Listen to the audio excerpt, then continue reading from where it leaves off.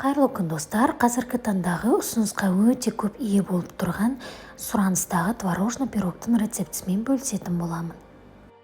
Ең алдымен бізге ұн, қамыр қопсытқыш және сары май, қант пен жұмыртқа қажет. Қамыр қопсытқышымызды ұнға араластырып аламыз.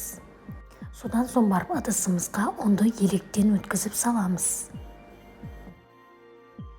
Ұнға қантымызды қосамыз және бөлме температурасында тұрған сары майымызды салып, жақсылап қолымызбен араластырамыз. Біздің тестамыз өте ұсақ, яғни песочный болып осылай шығу қажет. Енді осы тестамызға бір жұмыртқамызды салып, тағы жақсылап араластырамыз. Енді біздің тестамыз өте жұмсақ болып шығу қажет.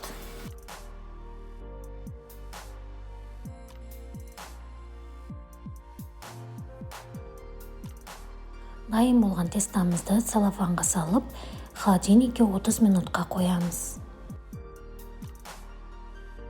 Холодильниктен шыққан тестамызды екі бөлікке бөліп аламыз және бір бөлігін төменгі жаққа орналастырамыз, екінші бөлігін біз пирогтың жан-жағын дайындайтын боламыз.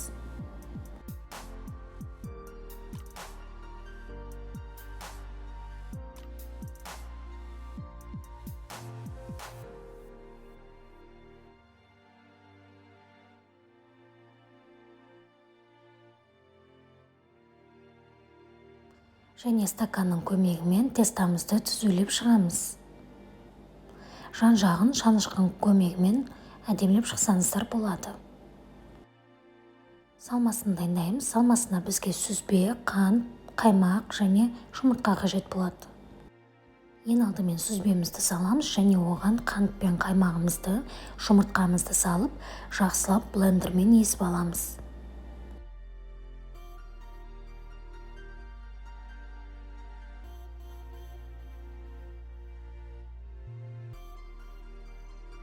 Біздің салмамыз дайын болды. Мінеге қатты қою болмау қажет.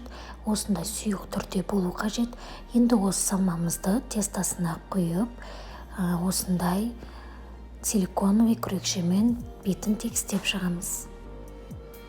Пирогтың бетін дәл осылай қалдырсаңыздар да болады, немесе жеміс-жидектермен осылай әсемдесеңіздер де болады. 180 градус қызып тұрған пешке 30-40 минутқа салып пісіріп аламыз. Пісіп шыққан пирогымызды ыдыстан босатып, толық суығанын күтеміз. Толық суыған соң барып, бірақ кесетін боламыз. Дайын болған пирогымыздың үстінен осылай қант ұнтағын сепсеңіздер болады. Дәмі сондай керемет, нәзік болып шығады. Міндетті түрде осы рецептпен дайындап көріңіздер. Сіздермен болғанмен Жұмагүл, астарыңыз дәмді болсын.